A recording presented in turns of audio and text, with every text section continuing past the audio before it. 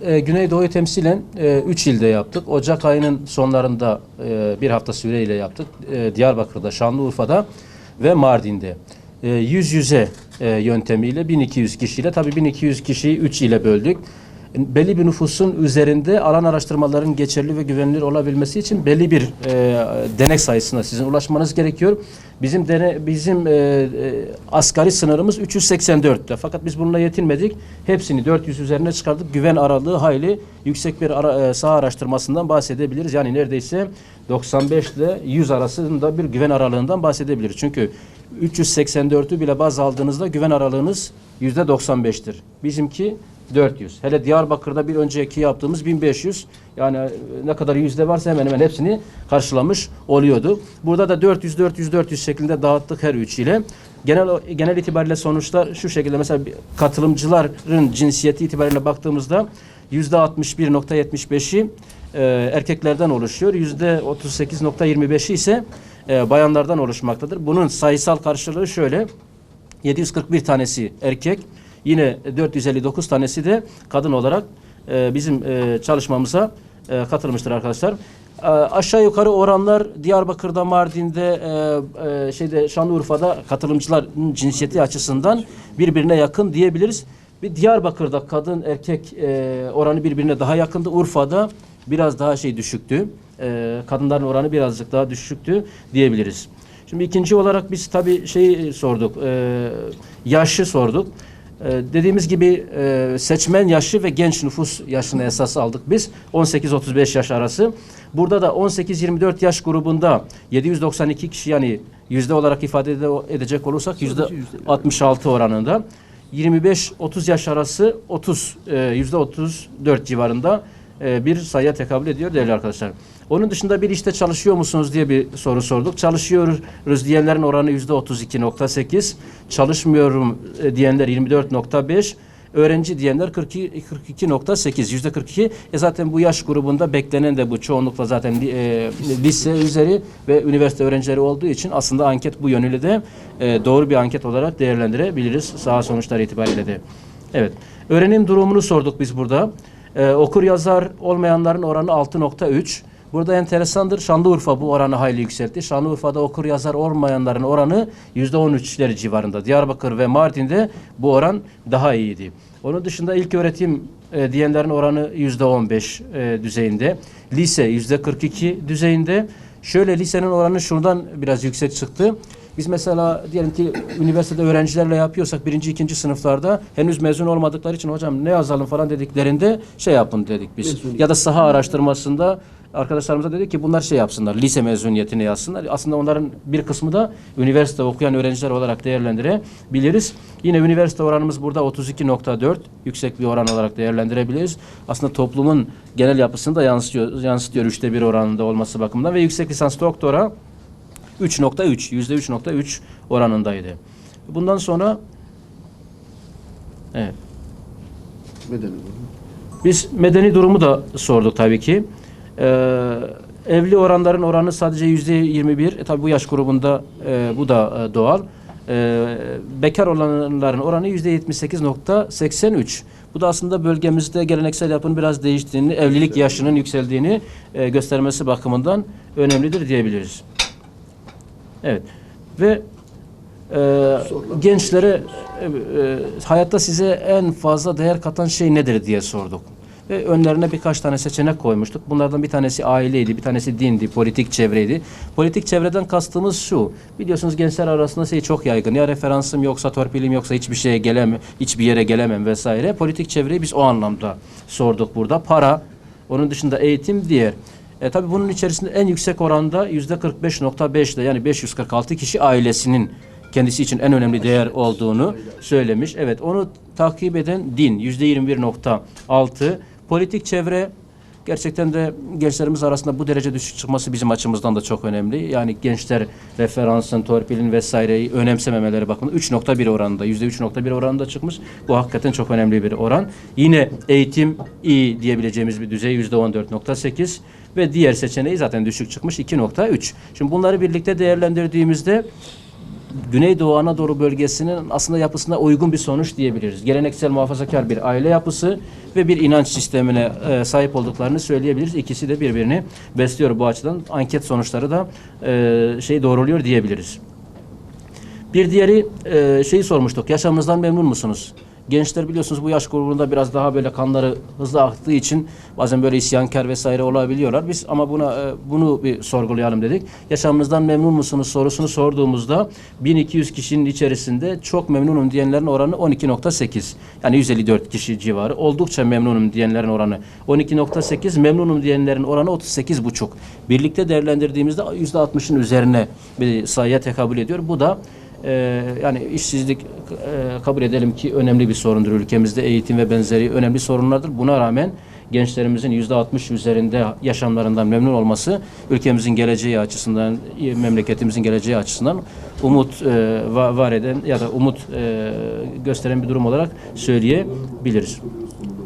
Sonda soralım. Bitirelim. Tamamlayalım. Yine Türkiye'de yaşamaktan memnun musunuz sorusunu sorduk. Yani tamam kendi yaşamından memnun ama Türkiye'de yaşamaktan memnun mu değil mi diye sorusunu sorduk. Burada da aşağı yukarı benzer oranlara ulaştık. Bir önceki sorunun sonuçlarını test eden bir durum bu da. Çok memnunum 15.1, yine memnunum diyenler 10, oldukça memnunum 10, memnunum diyenler 34.3, memnun değilim az memnunum diyenler 21.8, yine 60'a 40 oranında bir önceki sorunun da sonuçlarını doğrulayan bir veri olarak önümüze çıkıyor bu.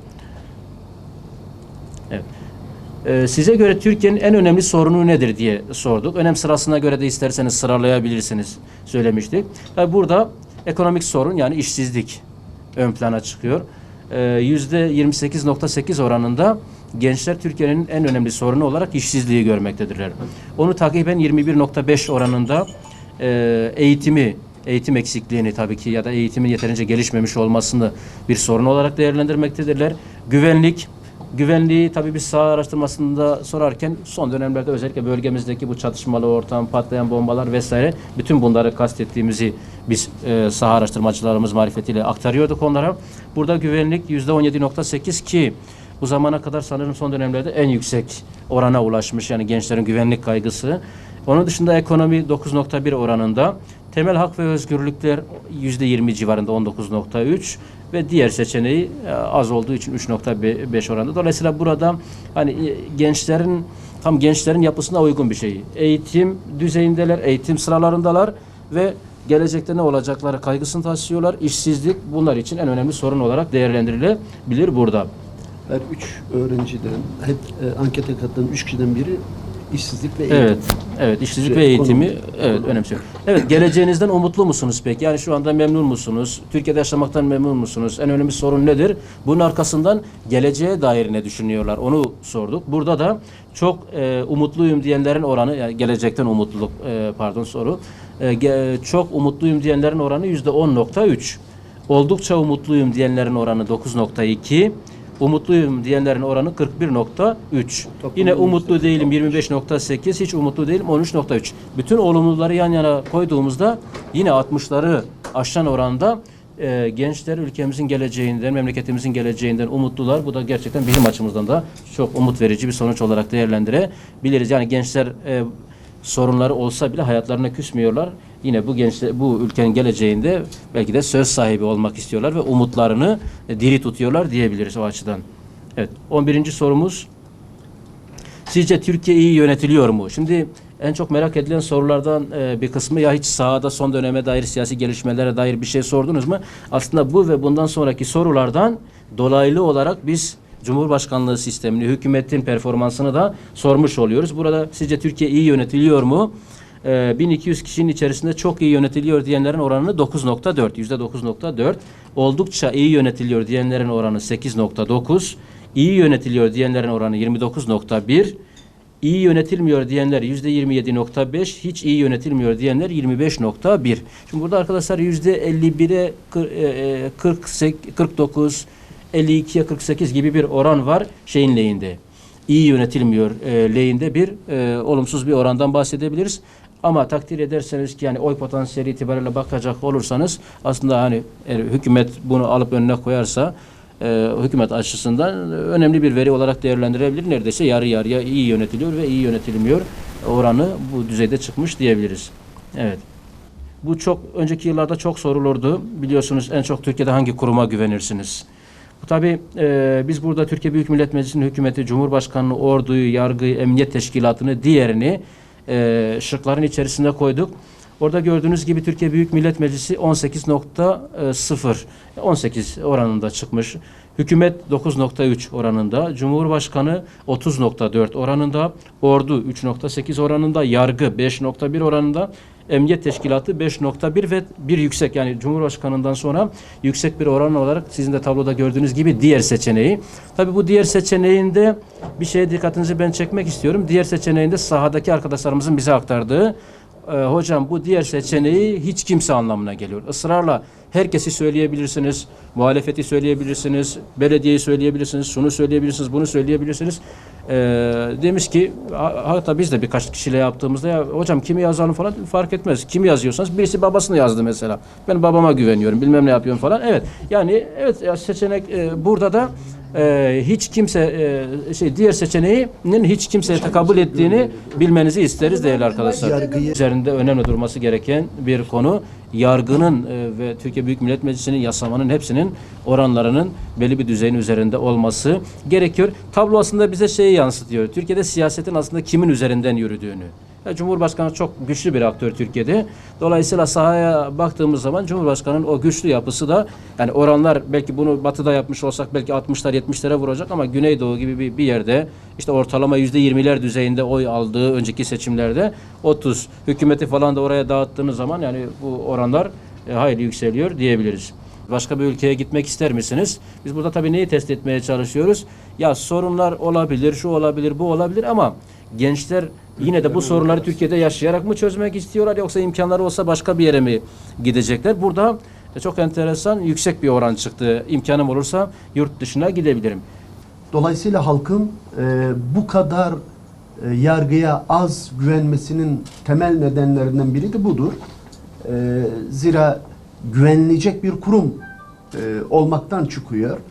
Çünkü işte geçmiş dönemde de yapılan yargılamaların yeniden yapılıyor olması, o yargılamaların hep taraflı olarak yapıldığını da